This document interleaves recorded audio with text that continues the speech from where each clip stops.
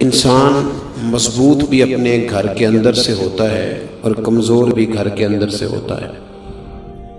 جو لوگ اپنے گھروں کے اندر مضبوط ہوتے ہیں وہ معاشرے میں بڑا انقلاب برپا کر دیتے ہیں۔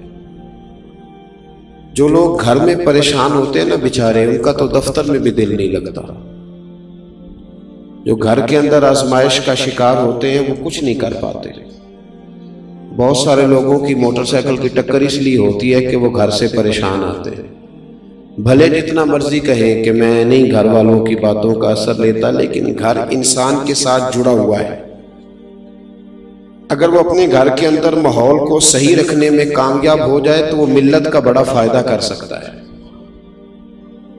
ہمارے بہت سارے نوجوان بڑے بڑے باصلاحیت ہوتے ہیں، باشعور ہوتے ہیں، لیکن وہ بیچارے اپنی بیوی اور اپنی اماں کے جھگڑے میں ایسا الجھ کے رہ جاتے ہیں کہ ان کی صلاحیتیں دب جاتی ہیں، کچھ نہیں کر پاتے، ہر وقت ذہن پر وہی چیز سوار رہتی ہے۔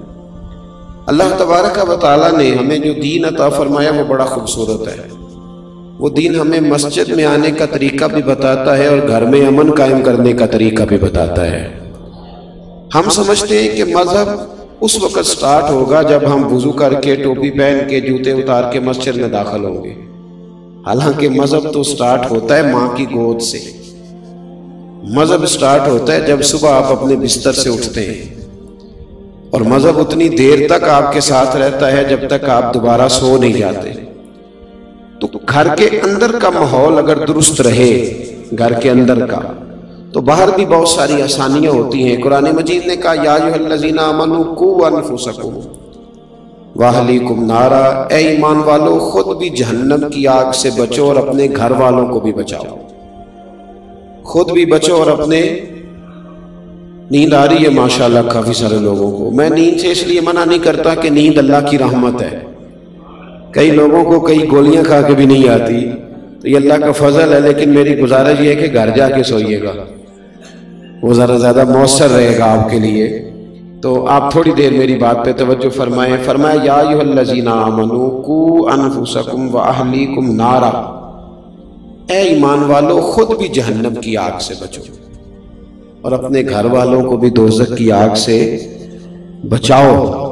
حضرت عمر فاروق رضی اللہ تعالیٰ عنہ عرض کرنے لگے یا رسول اللہ صلی اللہ علیہ وسلم، یہ جو رب فرماتا ہے کہ خود بھی جہنم کی آگ سے بچو اور اپنے گھر والوں کو بھی بچاؤ، اس کا مطلب کیا ہے؟ نبی پاک صلی اللہ علیہ وسلم نے فرمایا اس کا معنی یہ ہے کہ جن چیزوں کا اللہ رسول تمہیں حکم دیتے ہیں ان چیزوں کا تم اپنے گھر والوں کو حکم دو، اور جن چیزوں سے رب رسول تمہیں منع کرتے ہیں اپنے گھر والوں کو ان چیزوں سے منع کرو۔ مذہب جو ہوتا ہے نا میرے بھائی، یہ روح ہے۔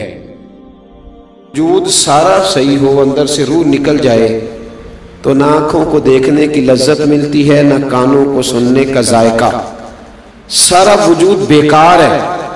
گھر کے اندر دولت ہو، مال ہو، بچے بھی ہوں، بیوی بھی ہو، ماں باپ بھی ہوں، رشتہ دار بھی ہوں، تجوری بھی ہو، لیکن گھر میں دین نہ ہو تو پھر لوگ آ کے پیر صاحب سے فتویٰ پوچھتے ہیں، تعویذ مانگتے ہیں، کہتے ہیں حضرت جی سارا کچھ ہے، سکون کوئی نہیں۔ سارا کچھ ہے لیکن سکون نہیں۔ سکون کب ہے؟ سکون تب ملے گا جب گھر میں قرآن بھی پڑھا جائے گا اور مصطفیٰ کریم پر درود و سلام بھی پڑھا جائے گا۔ یہ ہمارے بچوں کے عقیدے کیوں خراب ہوتے ہیں؟ بد مذہبوں کے ہتھے کیوں چڑھتے ہیں؟ توجہ ہے میری بات پر؟ بچوں کے عقائد اس وقت خراب ہوتے ہیں جب ہم انہیں عقیدہ سکھاتے ہی نہیں۔ مولوی صاحب کی بات تو وہ اتنی سنے گا جتنی ہم سنتے ہیں، کیونکہ ہم نے بتایا ہوتا ہے کہ یہ مولوی صاحب ہیں، ان کو ہم 10,000 روپیہ ماہانہ تنخواہ دیتے ہیں، تو بچہ بھی سمجھتا ہے کہ چونکہ یہ 10,000 لیتا ہے تو 1 گھنٹہ اس نے جمعے والے دن بات کرنی ہے۔ کیا اس کا وہ اثر لے گا؟ کیا اثر لے گا جب ہم نے تعارف اس طرح کرایا ہے؟ یہ نعت خواہ ہم نے بلایا ہوا ہے، کس لیے؟ یہ 15,000 روپیہ لے گا، تو بچہ کہتے ہیں اس کی تو ڈیوٹی ہے، 15,000 پورا کرنا ہے اس نے۔ یہ خطیب صاحب آئے ہیں، کیا کرنے آئے؟ کہتے 25,000 ایڈوانس لیا، تو بچہ اس کا کیا اثر لے گا؟ وہ کہے گا اس کا تو کام ہے۔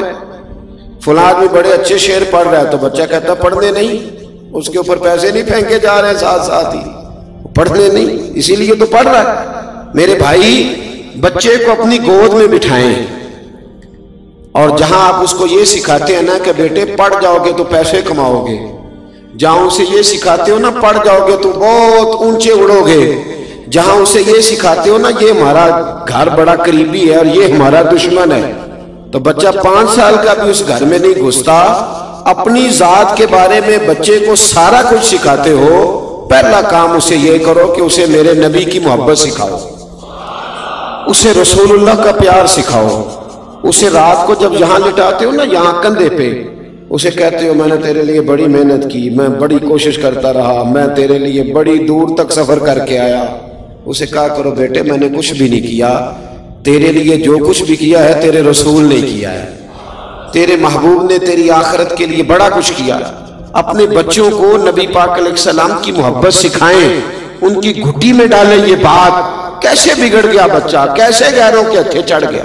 अलबदाया व निहाया में रवायत है, हजरत अब्बास नबी पाक अलैहिस्सलाम के चचा हैं, वो कहते मैं अपने बच्चों को घर के अंदर बिठा के ना तो नबी पाक की बातें सुना रहा था। कौन?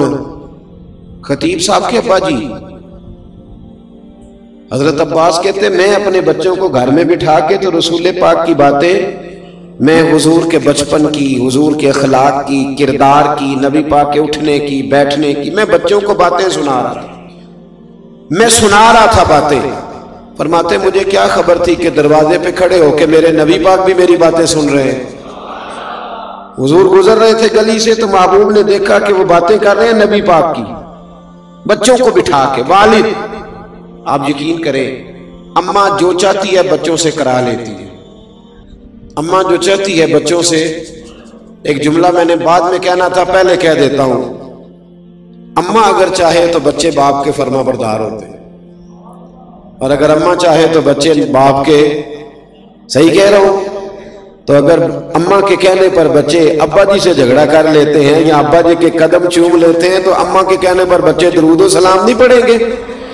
वो सहाबा के या अहले बैत के या महबूब अलैहिस्सलाम की शान में कमी करने वाले बेअदब से बचेंगे नहीं? क्यों नहीं ये चीजें हम सिखाते? हजरत अब्बास रदी अल्लाह ताला अन्हु कहते हैं बच्चों को घर में बिठा के नबी पाक की अजमतें सुना रहा था।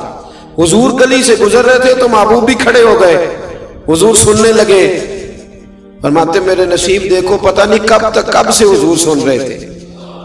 जब बातें मुकम्मल हो गई ना, जब उस दिन का वो सबक, उस दिन की वो महफिल तकमील को पहुंची, तो महबूब ने दस्तक दी।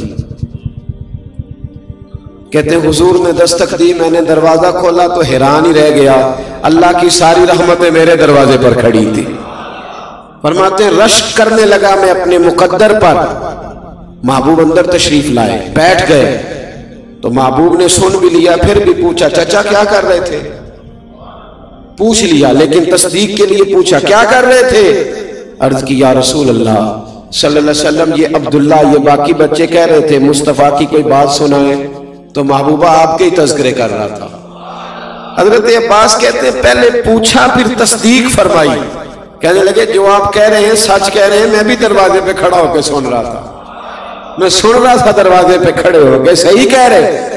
अब हुजूर ने रिजल्ट का ऐलान किया, तेरा बच्चा कैसे उनके पास चला गया जो हुजूर के इल्म गैब का इनकार करते हैं?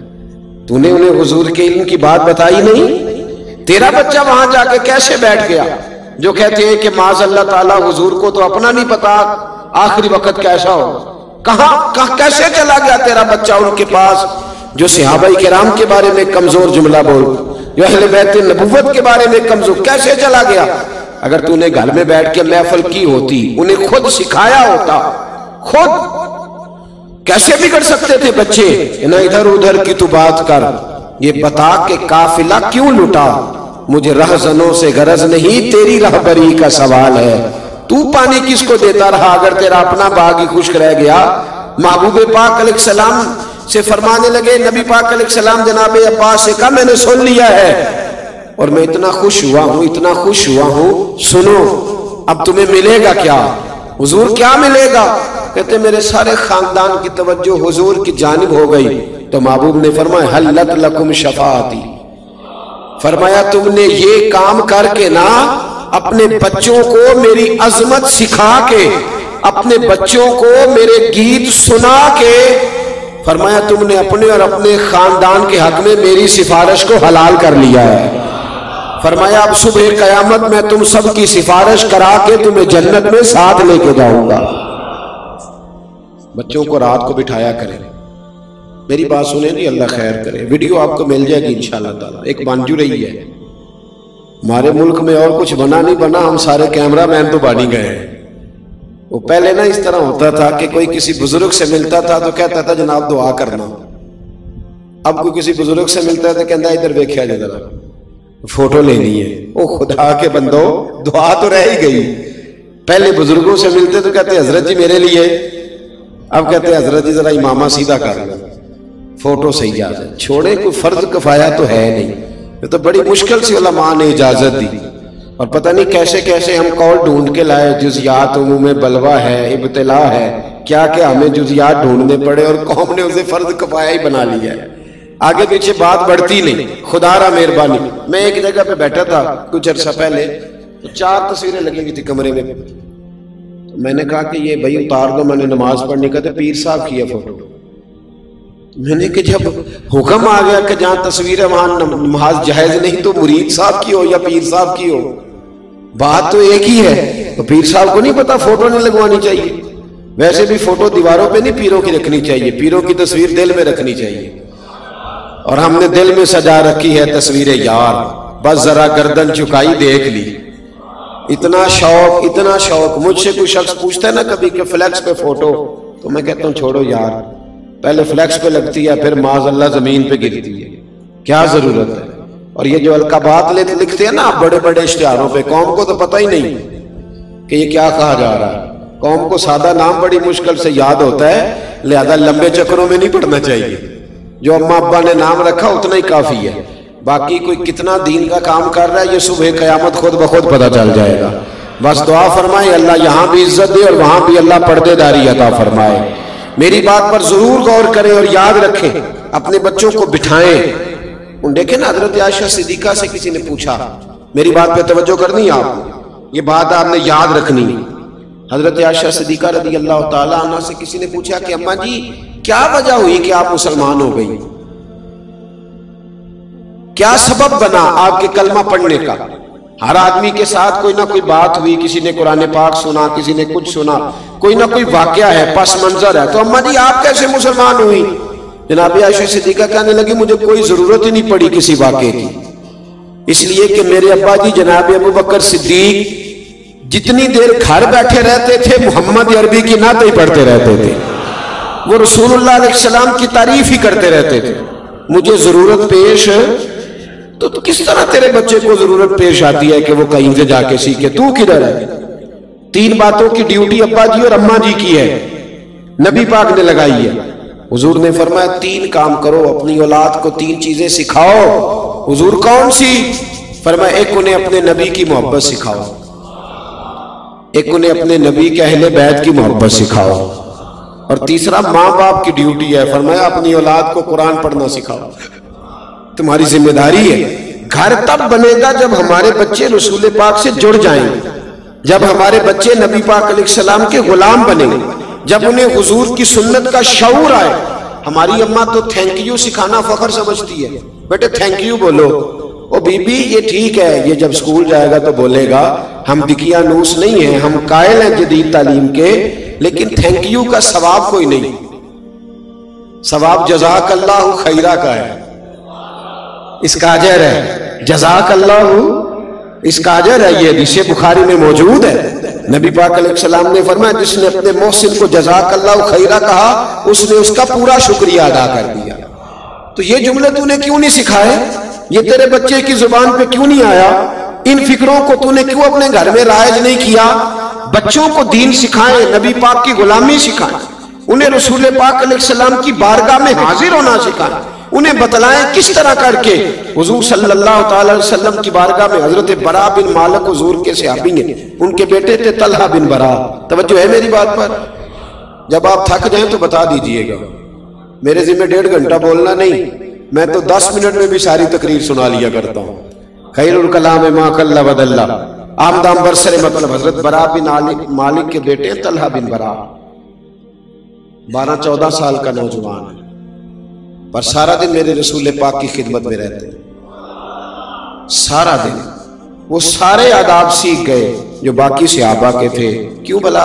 اس لیے کہ ان کے ابا نے تربیت کی تھی کہ بیٹا دروازہ رسول پہ رہنا ہے. ان کے ہمارا تو بچہ داڑھی رکھ لیتا ہے تو اس کی اماں جا کہتی ہے بیٹے تیری ابھی عمر ہی نہیں. تو میں کہتا ہوں جو اماں سے پوچھ کے آؤ داڑھی کی کون سی عمر ہوتی ہے، اسے پوچھو تو صحیح. انہیں تو ابا جی کہتے ہیں بیٹے ابھی ٹھہر جا، تو مولوی بننے لگ گیا ہے. اپنے گھر کے اندر دین کا ماحول پیدا کریں، ان کے عقائد کو بچائیں، ورنہ آپ کے جانے کے بعد کوئی فاتحہ پڑھنے والا نہیں ہوگا. ان پر پہرے داری کریں ورنہ حالات بگڑ جائیں. اور اس سے اگلا کام جو بڑا ضروری ہے وہ یہ ہے کہ بچوں کو اچھی سوچیں دیں. میری بات پہ توجہ ہے میرے بھائیوں؟ سوچ بچوں کو منفی سوچ نہ دیں. خدا را ہمارے معاشرے میں سب سے بڑا نقصان منفی سوچ کا ہے. یار ہر بندہ ڈاکو ہے، ہر بندہ چور ہے، ہر مولوی دکاندار ہے، ہر پیری جھوٹا ہے، ہر سیاستدان کرپٹ ہے. آپ نے کیا تصویر دی دنیا کو اپنی کہ ہم سارے گندے لوگ ہیں؟ آپ ڈھونڈ کے دیکھ لیں، 4 آدمی بیٹھتے ہیں رات کو ٹی وی پہ ٹاک شو کر دیں، سوائے ایک دوسرے پر تنقید کرنے کے کوئی اور کچھ نہیں ہے ہمارے پلے. اور جب وہ ٹاک شو ختم ہوتا ہے تو سوائے منفی ذہن کے ہمارے پاس کچھ نہیں بچتا. پاکستان میں 5 لاکھ ڈپریشن کا مریض سرکاری ہسپتالوں میں رجسٹرڈ ہے. 5 لاکھ ٹینشن کے مریض جو دوائی کھاتے ہیں. اور گھروں میں کتنے ہیں جو دوائی استعمال نہیں کرتے؟ وہ کتنے، اللہ جانے وہ کتنے ہیں. اور ڈاکٹر کہتے ہیں ان سب کے پیچھے پس منظر یہ ہے کہ یہ منفی سوچتے ہیں، برا سوچتے ہیں. اگر کوئی غریب رہ گیا تو کہتے ہیں اس نے محنت ہی نہیں کی، کام چور تھا. اگر کوئی تگڑا ہو گیا، مالدار ہو گیا تو کہتے ہیں پتہ نہیں کون سا بینک لوٹ لیا ہے. منفی سوچیں سارے معاشرے کو لے گئی. ہر عالم دین ہی صحیح نہیں رہا، ہر پیر ہی غلط ہو گیا، ہر درویش نے دکان ڈال لی، ہر بندہ ہی غلط ہے. یا ایھا الذین آمنوا اجتنبوا کثیرا من الظن ان بعض الظن اثم. اللہ فرماتے ہیں ایمان والو بعض گمانوں سے بھی بچا کرو. بہت سارے گمانوں سے بچو، بعض گمان بھی گناہ ہیں. ٹھنڈی سوچ رکھے، اچھا سوچے. ضروری تو نہیں کہ وہ 2 بندے جو سامنے کھڑے ہو میرے خلاف ہی بات کر رہے ہیں. کو ضروری ہے، ان کو اور کام کوئی نہیں میرے علاوہ. میں کیوں یہ سوچتا ہوں؟ بری سوچ نے ہمارا کوئی دوست نہیں رہنے دیا، ہمارا کوئی تعلق والا نہیں رہنے دیا. بری سوچ نے ہر شخص ہی ہمیں برا لگتا ہے، ہر شخص ہی. خدا را غور فرمائے. لیکن نا اماں بچے کو پیدا کرتی ہے، پالتی ہے، جوان کرتی ہے، خود بہو لے کے آتی ہے.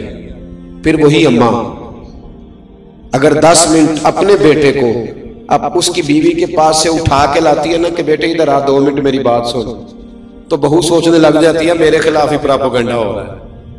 بھئی وہ پہلے دن ملاقات ہوئی ہے، اس کا بیٹا ہے، اس نے جنا ہے، اس نے پالا ہے، تجھے پال کے تیرے خلاف ہی بات کرنی تھی. اس نے اپنے گھر میں مثبت سوچ کو پروان چڑھائیں، مثبت سوچ. اور جہاں تک ساس کا تعلق ہے، ہم تو بچپن سے بچی کو کہتے ہیں کہ ساس ظالم ہوتی ہے. کہتے نہیں ہم جب تو جائے گی سسرال تو لاگو پتہ جائے گا. کیوں؟ ساس ڈائن ہوتی ہے، کھا جائے گی وہ. کیوں مثبت سوچ نہیں دیتے؟ اور اگر کبھی اماں کے پاس بیٹا بیٹھا ہے تو بیٹی آئی ہے، بہو آئی ہے، اس نے کہا ذرا 2 منٹ میری بات سننا. بھی میاں بیوی کی بہت ساری پرائیویسی ہوتی ہے. ان کی زندگی ہن لباس لکم وانتم لباس لہن، ایک دوسرے کا پردہ ہوتے ہیں. سمجھ آ رہی ہے نا میری باتوں کی؟ اب اگر کبھی لے گئی بیوی اٹھا کے خامد کو تو اماں کہتی ہے بس میرے خلاف ہی بات ہونے لگی. اتنا منفی ذہن. اور یہ ہم نے بنایا ہے. ذہنوں کو مثبت کریں، اچھا سوچیں، اچھی سوچ کو پروان چڑھائیں. حضرت بشر حافی رحمت اللہ علیہ بغداد کے پیر تھے، ننگے پاؤں چلا کرتے تھے. اور اللہ نے انہیں یہ کمال دیا تھا کہ جب تک وہ بغداد کی گلیوں میں ننگے پاؤں چلتے تھے کوئی جانور گوبر بھی نہیں کرتا تھا. اتنا بڑا صوفی. بغداد کا ایک تاجر کہتا ہے مجھے نہیں بابا اچھا لگتا تھا. کیوں جی؟ کہتے اس لیے کہ بابا جی نہ جمعے والے دن فرض پڑھ کے گھر چلے جاتے تھے، باقی نماز نہیں پڑھتے تھے. دیکھیں میرے ایک بچے کو میرے پاس کچھ لوگ آئے، کہنے لگے کہ طالب علم دے دے مسجد میں ہماری میں نماز پڑھا دے. بچہ بھیج دیا. کچھ عرصے کے بعد شکوہ کرنے آگے، کہنے لگے نہ عصر کی پہلی 4 سنتیں پڑھتا ہے نہ عشاء کی. تو میں نے کہا بھائی جان جس چیز کو رب رسول پابند نہیں کرتے آپ اس چیز کا کیوں پابند کرتے ہیں؟ بھئی غیر مؤکدہ سنتیں چاہے کوئی پڑھے چاہے بولیے. کہتے نہیں اسی نہیں پڑھنی، امام نوں تے چاہیے نہ پڑھے. میں کیا سبحان اللہ، جو پابندی آپ اپنے پہ نہیں لگاتے وہ امام صاحب پہ کیوں لگاتے ہو؟ اس لیے کہ مولوی غریب ہوتا ہے، جو مرضی جس کا دل آئے کہہ جائے، یہ وجہ صرف۔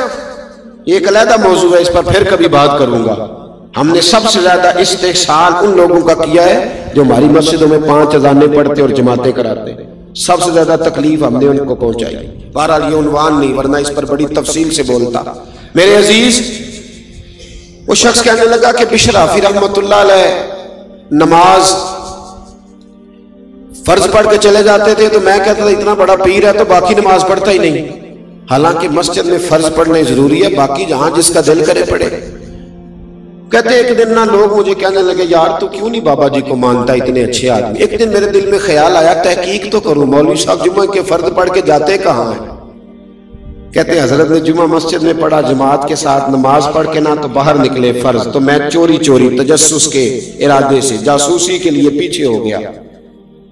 حضرت بشر حافی ایک دکان پہ گئے تو وہاں سے نان خریدے۔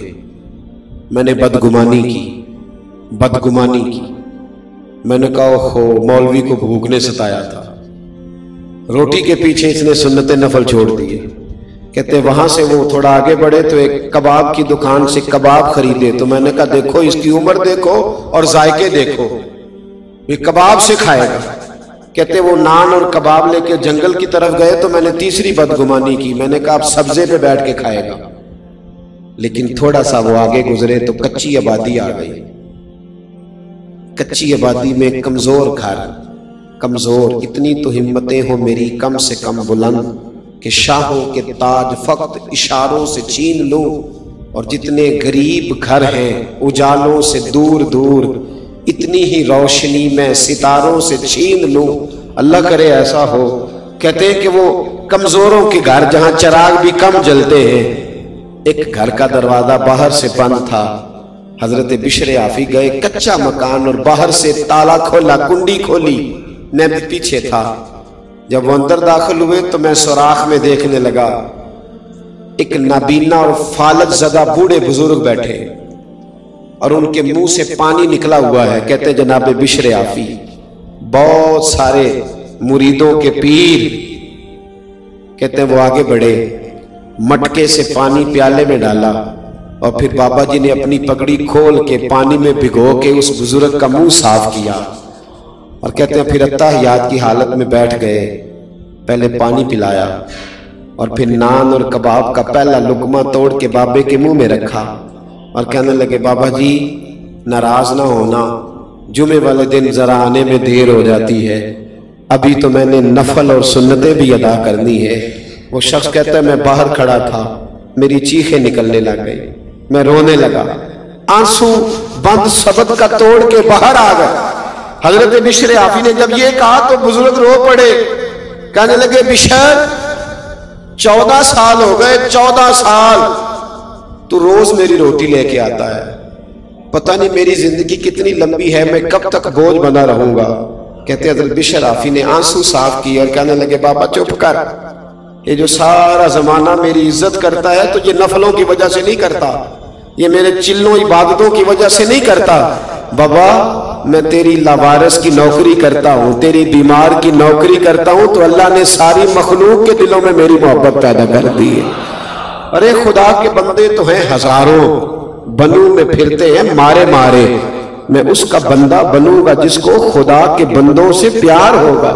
میرے بھائی غور کرنے کا مقام یہ ہے، اچھی سوچ۔ وہ تاجر کہتا ہے حضرت بشر حافی باہر نکلے تو میں پیروں میں بیٹھ گیا، میں پیروں میں نے کہا بابا جس چیز کو میں تیرا عیب سمجھا کرتا تھا وہ تو تیری سب سے بڑی خوبی نکلی، اور بھائی کچھ تو مجبوریاں رہی ہوں گی، یوں ہی کوئی بے وفا نہیں ہوتا۔ اچھی سوچیں پروان چڑھائیں۔ جس معاشرے کی سوچ اچھی ہوتی ہے وہ معاشرہ صحت مند ہوتا ہے، جس معاشرے کی سوچ اچھی ہوتی ہے اس معاشرے میں لوگ ایک دوسرے کے ساتھ جڑے ہوئے ہو، جس معاشرے کی سوچ اچھی ہوتی ہے وہ معاشرہ بڑا قیمتی ہو۔ اپنے گھروں میں اچھی سوچ۔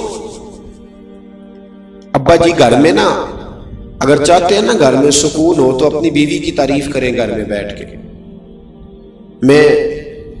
میرے ابا جی کسان تھے، میری اماں اپنا نام نہیں لکھنا جانتی تھی، لیکن بڑا زمانہ بیت گیا، جب کچھ ایڑے ترچے لفظ پڑھنے لکھنے کے قابل ہوئے تو سمجھ آئی کہ وہ تو یونیورسٹی کا درجہ رکھتے تھے لوگ، وہ تو بڑے لوگ تھے۔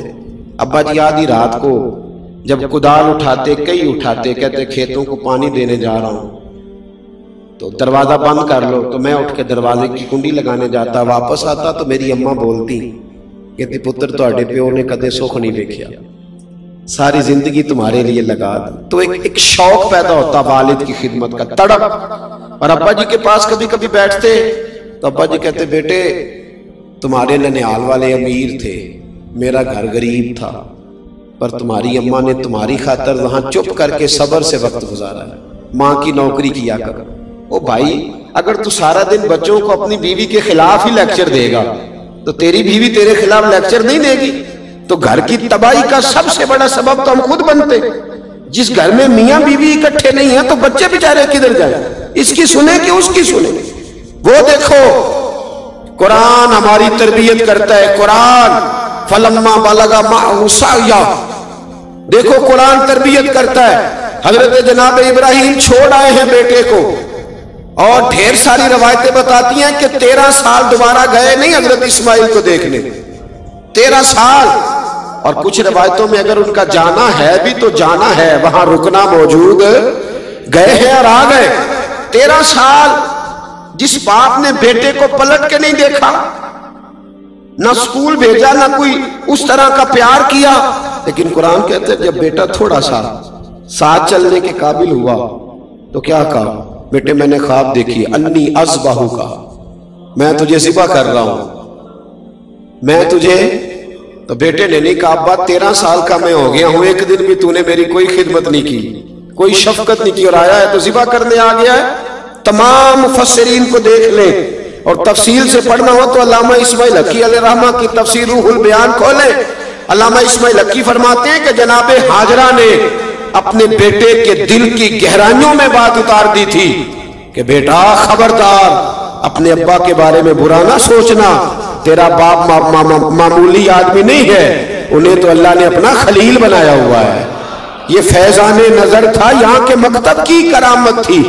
سکھائے کس نے اسماعیل کو آداب فرزندی؟ یہ جناب ہاجر، یہ جناب ابراہیم کا فیضان نظر تھا، اور حضرت ہاجرہ کے مکتب کی کرامت تھی۔ سکھائے اس نے اسماعیل کو آداب فرزندی خدا۔ ہاں ایک بات اور کہہ جاؤں، طلاقیں بڑی ہو رہی ہیں، بہت زیادہ شرح ہے طلاقوں کی، اور طلاق کی سبب عورت نہیں ہے، مرد ہے۔ عورت بیچاری کی تو عقل آدھی ہے، وہ تو بے وقوفی کرے گی، آدھی ہے نا عورت کی عقل، تو خامہ صاحب کی جی ذمہ داری کس کی زیادہ ہے؟ ناراض ہو گئے آپ لوگ؟ چلے ہو جائے کوئی بات نہیں، میں تو بات صحیح کر رہا ہوں، پوری کس کی ہے؟ تو پھر گھر کس نے بتانا ہے؟ اللہ تعالیٰ نے طلاق کی گرہ کس کے ہاتھ میں رکھی؟ تو پھر جو روز گرہ کھولتا ہے غلطی اس کی ہے نا۔ خامد کا بڑا حوصلہ چاہیے، بڑا حوصلہ، بڑا حوصلہ، حوصلہ بڑا کرے اپنے گھر کے اندر۔ اگر وہ چاہتا ہے ماحول اچھا رہے تو وہ حوصلہ بڑا رکھے۔ اس کی تو عقل آدھی ہے بیچاری کی، تیری تو پوری ہے نا۔ تجھے چاہیے تھا برداشت کرتا، تو اس کے برابر آ گیا، وہ تو مجبور ہے۔ اس بیچاری کو تو سمجھ، دیکھے نا ایک بچہ چھوٹا ہے تو وہ کہہ رہا ہے کہ ابا جی میں نے گرمی میں ہی باہر جانا ہے، گرمی میں، تو اس کو تو پتہ نہیں گرمی کتنی ہے، تو ابا جی کو تو پتہ ہے نا، تو وہ چھوٹا ہے۔ عورت کی عقل بھی چھوٹی ہے تو وہ تو بیچاری کچھ ایسے کام کرے گی، مجبور ہے۔ بہت بڑا نام ہے حضرت ابو الحسن خرقانی کا، بڑا نام ہے۔ محمود غزنوی ان کا مرید تھا۔ یہ تو بادشاہ کی بات ہے نا جی، ہمارے کسی آج کل کے کسی پیر کا مرید ہوتا محمود غزنوی تو انہیں پوسٹر لوا لینے سر، کہنا ہے بھی میری کرامت ہے بھی گنیا کرو، جس طرح آپ نہیں پوسٹر لگائے ہوئے فلانے کو آرام آ گیا سارے دم کرانے آ جاؤ، جیڑے محرم راز حقیقت دے وہ تے راز حقیقت کھول دے ہی نہیں، آج جنہ ویکھیا نہیں وہ کرن گلاں، جنہ ویکھ لیا وہ تے بول دے ہی نہیں۔ کبھی بڑے لوگوں نے بھی اس طرح کہانیاں سنائی ہیں، قریب کھڑے کر کے سناؤ ان کو میری کرامت، یہ کیا بات ہے؟ اگر کوئی چیز اندر ہوتی ہے تو بتانے کی ضرورت وہ سمجھ آ جاتی ہے۔ کیا دکانداریاں بنا لی ہیں، کیا تماشا لگایا ہوا، پوسٹر چھپے ہوئے، کارڈ بنائے ہوئے، ان چیزوں سے باہر آئیں۔ حقیقت کا سفر کرے. کسی ولی کی سب سے بڑی کرامت یہ ہے کہ وہ تیرے اندر سجدے کا ذوق پیدا کرے، وہ تیرے اندر قرآن پاک پڑھنے کا شوق پیدا کرے، وہ تیری زبان پر مصطفیٰ کا درود و سلام جاری کرے، وہ تیرے لیے دین پر چلنا آسان کر دے. یہ کیا کرامت ہوئی کہ میں گیا تھا دم کرانے؟ کس حدیث میں لکھا ہے کہ 10 صحابہ آئے تھے مصر سے نبی پاک کے پاس دم کرانے؟ کس حدیث میں لکھا ہے کہ شام سے 20 لوگ دم کرانے آئے؟ کہیں نہیں لکھا. ہاں دم کرانا جائز ہے، تعویذ لینا جائز ہے، لیکن میرے نبی کے پاس جو بھی آیا کرتا تھا وہ مصطفیٰ کا دین سیکھنے آیا کرتا تھا. اصل کی طرف بہرحال بات دور چلی جائے. حضرت ابو الحسن بہت بڑے صوفی گزرے، درویش تھے. ابو علی سینا سائنسدان، ان کا مرید، بڑے بڑے لوگ ان کے مرید. محمود غزنوی عقیدت مند، لیکن حضرت کی زوجہ کی طبیعت میں کچھ تلخی تھی. توجہ ہے میری بات پر؟ اگر نوجوان میری آج اس بات کو، شادی شدہ نوجوان اس بات پہ تھوڑا غور کریں گے تو انہیں نا دل ٹھنڈا کرنے کا موقع ملے گا. میں اتنا باعمل تو نہیں ہوں، لیکن لگتا ضرور ہے کہ یہ بات ذہن میں آئے گی نا آپ کے تو کچھ فائدہ دے گی. اللہ تعالیٰ آپ کو جزا دے. اب آپ بیٹھے رہیے، پیسے نہ لائیے گا. اللہ آپ کو خوش رکھے، اللہ تعالیٰ آپ کو برکت دے. اس کے بغیر بھی کام چالی جاتا ہے الحمدللہ، تو کوئی ایسا مسئلہ نہیں ہے. اس سے بھی تھوڑا سا بچنا چاہیے. جب آپ برسر اسٹیج پیسے دیتے ہیں نا اس طرح کر کے، تو پھر وہ بندہ نہیں اچھا لگتا جو نہ دے رہا ہو. تو اس لیے ماحول ایک جیسا رہنے دے. کسی کی خدمت کرنا، وہ سارا کچھ کرنا، وہ سنت ہے، اس میں اختلاف نہیں، لیکن برسر اسٹیج نا استحصال ہونے لگ جاتا ہے. پھر غریب آدمی سامنے نہیں بیٹھتا، پیچھے ہو کے بیٹھتا ہے، کہنا میرے کو دتی ہوندی تو میں بھی اگے بیٹھا. اس لیے مہربانی فرمائیں ان چیزوں سے اگر پرہیز ہو جائے برسر اسٹیج تو فائدہ ہوگا ملت. اللہ ہمیں توفیق عمل عطا فرمائے، آمین تو کہہ دے. میں بس بات سمیٹنے کی طرف آ رہا ہوں. حضرت ابو الحسن رحمۃ اللہ علیہ سے ایک شخص مصر سے ملنے گیا یا یمن سے ملنے گیا. اس نے 2-3 مہینے کا سفر کیا. حضرت کے دروازے پہ دستک دی، تعریف سن کے آیا. دستک دی تو اندر سے بی بی صاحبہ بولی، اماں جی کون ہے؟ طبیعت میں تلخی تھی. کون ہے دروازے پہ؟ نے کہا اماں جی میں حضرت کا عقیدت مند ہوں، تو بڑی دور سے آیا ہوں. تو اماں کہنے لگی تجھے بھی کوئی کام نہیں جس طرح انہیں کوئی کام نہیں، فارغ ہے تو بھی؟ کہتا ہے میں تو بڑا ذہن میں زاویہ بنا کے آیا تھا، ذائچہ سارا ٹوٹ گیا. کہا چلے اماں جی میں اب آ گیا ہوں تو مہربانی کریں بتا دے کہاں ہے. تو کہنے لگی وہ جنگل میں 10-12 فارغ لوگ اس کے پاس بیٹھے ہوں گے، اللہ اللہ ہو رہی ہوگی، تو بھی چلا جا بھائی اور اب دروازہ نہ کھٹکھٹانا. وہ کہتا ہے کہ وہ میرے اندر سے وہ بات تو نکل گئی. میں نے کہا کہ اس شخص کا گھر میں ہی کوئی حال نہیں، میں نے کیا عقیدت کر دی ہے، لیکن چلو آیا ہوں تو مل لیتا ہوں. کہتے میں نے جنگل کی طرف منہ کیا، شام ہو گئی تھی. میں نے دیکھا کہ حضرت ابو الحسن خرقانی شیر پہ بیٹھے ہوئے، شیر انہیں گھر چھوڑنے آ. میرے اندر سے پھر بدگمانی نکلی. میں نے کہا دیکھو زوجہ قابو آتی نہیں، شیر پہ قبضہ کیا ہوا ہے. اللہ تعالیٰ اپنے بندوں کو یہ کمال دیتا ہے. ترمذی کے لفظ ہے اتقوا فراست المومن فإنہ ینظر بنور اللہ. نبی پاک علیہ السلام نے فرمایا مومن کی فراست قلبی سے ڈرو، وہ تو اللہ کے نور سے دیکھ لیتا ہے. مومن کس سے دیکھتا ہے؟ اللہ کے. فإنہ ینظر بنور اللہ، بے شک وہ اللہ کے نور سے دیکھتا ہے. فرماتے ہیں میرے دل کی بات جان گئے اور فرمانے لگے شام ہو گئی تھی، اللہ اللہ کرتے. تو شیر مجھے کہنے لگا حضرت جی کو جانور تکلیف نہ دے، میں آپ کو گھر چھوڑ آتا ہوں.